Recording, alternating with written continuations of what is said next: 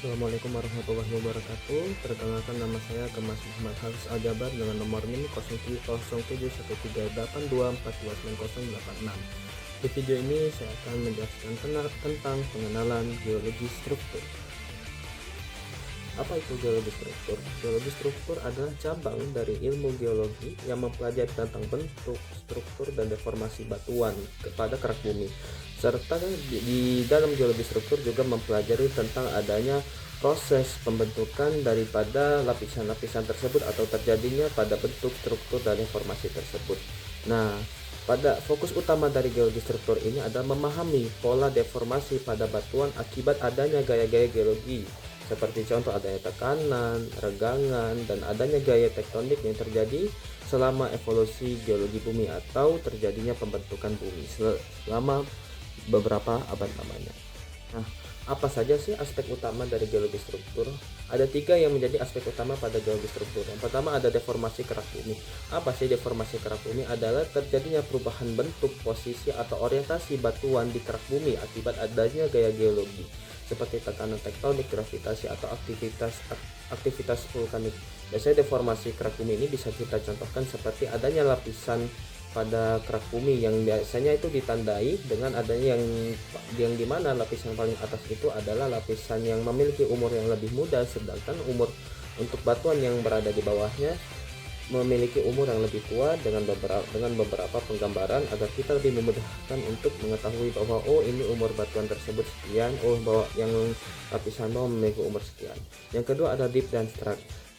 Dip dan strike ini apa sih? Dip dan strike ini adalah parameter utama untuk mendeskripsikan orientasi pada lapisan atau struktur geologi seperti adanya patahan atau lipatan. Untuk dip itu memberikan keterangan tentang kemiringan, sedangkan strike itu menentukan orientasi bidang. Nah, biasanya untuk menentukan dip and strike ini di dalam ilmu geologi, untuk kita gampangnya itu menggunakan kaidah tangan kiri.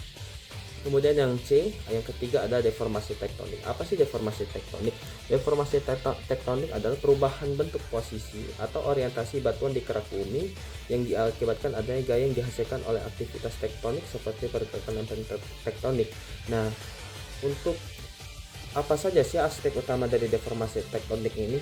Nah, untuk deformasi tektonik ini memiliki 4 aspek utama. Yang pertama itu ada kekar, patahan, lipatan, dan sesar. Nah, untuk kekar, apa sih yang dimaksud dengan kekar? Kekar adalah retakan pada batuan tanpa perpindahan yang signifikan. Nah, di slide selanjutnya saya akan menjelaskan lebih dalamnya lagi. Kemudian yang kedua ada patahan. Patahan itu adalah retakan pada batuan dengan pergeseran relatif di sepanjang bidang patahan. Kemudian ada lipatan, perlipatan lapisan batuan akibat tekanan tektonik. Dan terakhir ada sesar. Sesar adalah daerah deformasi intensif yang memengaruhi batuan dalam skala besar. Yang pertama saya akan menjelaskan lebih rinci lagi tentang kekar. Apa sih kekar? Kekar dalam ilmu geologi adalah retakan atau rekahan pada batuan yang terjadi tanpa adanya pergeseran atau perpindahan relatif yang signifikan di antara sisi-sisinya. Kekar biasanya terbentuk akibat adanya tegangan yang menyebabkan regangan pada batuan, tetapi tidak cukup kuat untuk menyebabkan pergeseran seperti pada patahan atau fault. Jadi kalau misalnya kita dapat menggambarkan secara keseharian kita itu seperti pada kaca. Ketika kaca itu dipanaskan, diberikan tekanan dari bawah, namun kaca tersebut tidak dapat tidak dapat menahan dari tekanan tersebut sehingga menjadi retak. Nah, itu yang disebut dengan kekar. Dan ini pun dapat terjadi pada lingkungan sekitar kita seperti pada kekar dalam keilmuan geologi. Jadi ciri-ciri kekar ini, kemudian apa aja sih ciri-ciri pada kekar ini? Yang pertama tidak adanya pergeseran relatif, yang kedua bidangnya rata dan hampir rata. Jadi tidak seperti yang kita lihat seperti mungkin batu-batuan ini ada kekar, tidak semuanya. Jadi kita lihat dulu, dia bidangnya rata dan hampir rata, tapi terdapat ada retakan. Nah, itu yang disebut kekar. Dan ketiga itu adalah memiliki skala yang variatif. Jadi tidak setiap kekar itu memiliki skalanya yang sama. Bisa jadi mungkin ada yang rekahannya itu membesar atau rekahannya itu seperti apa. Nah, itu merupakan salah satu ciri-ciri daripada kekar. Kemudian yang kedua adalah patahan. Patahan adalah retakan pada batuan di mana terjadi pergeseran atau pergerakan relatif antara blok-blok batuan di sepanjang bidang retakan tersebut. Patahan terbentuk akibat adanya tegangan geologi yang melebihi kekuatan batuan seperti tekanan tektonik. Jadi patahan ini biasanya terjadi pada lempeng-lempeng tektonik seperti yang paling kita ketahui dari patahan di bumi ini adalah patahan San Andreas yang berada di negara Amerika Serikat.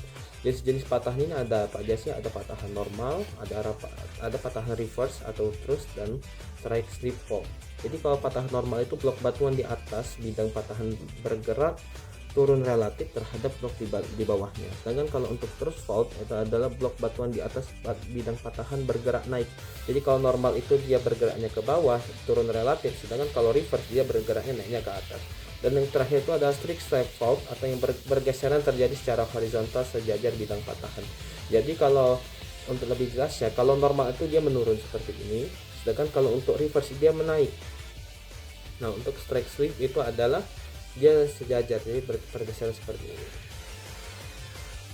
Kemudian yang ketiga adalah lipatan. Lipatan adalah deformasi pada lapisan batuan yang menghasilkan bentuk lengkung akibat tekanan tektonik. Biasanya tekanan kompresional. Lipatan terjadi ketika batuan bersifat plastis dan tidak retak saat mengalami tekanan. Nah, untuk lipatan ini yang paling kita gampang lah, itu yang paling kita mudah untuk mengidentifikasinya. Nah, untuk bagian utama dari lipatan itu ada dua. Ada yang namanya anticline, ada yang namanya syncline. Apa sih anticline? Anticline itu ada lipatan yang melengkung ke atas. Jadi kalau lipatan yang melengkung ke atas itu seperti contoh. Nah, misalnya ini lipatan nih. Oke. Nah, untuk yang menaik ke atas itu namanya anticline. Sedangkan yang dia turun itu namanya syncline. Nah, itu yang paling, kalau di dalam geologi struktur ya, yang paling kita mudah identifikasi lah tentang masalah lipatan. Kemudian ada yang namanya sesar. Sesar adalah zona deformasi yang terjadi di dalam kerak bumi, tempat blok-blok batuan mengalami pergeseran relatif satu sama lain akibat adanya gaya tektonik. Sesar biasanya mencakup serangkaian patahan yang saling terkait dalam skala besar. Nah, dalam jenis-jenis sesar ini juga memiliki jenis-jenisnya atau berbagai macam. Ada sesar geser, ada sesar naik, dan sesar normal. Kalau sesar geser itu ada mengalami pergeseran horizontal atau lateral seperti yang dijelaskan di patahan, dia memiliki kemiripan. Kemudian ada sesar naik atau thrust zone yang melibatkan kompresi dengan blok yang bergerak naik, jadi seperti ini. Nah, kemudian ada sesar normal terjadi karena regangan dengan blok yang bergerak turun. Jadi hampir sama, terdapat ada yang naik, ada yang turun, ada yang mengalami pergeseran. Itu yang disebut dengan sesar. Mungkin sekian dari penjelasan saya, kurang lebihnya mohon maaf. Kalau misalnya ada kritik dan saran, silahkan diberikan di kolom komentar ya guys ya. Wassalamualaikum warahmatullahi wabarakatuh.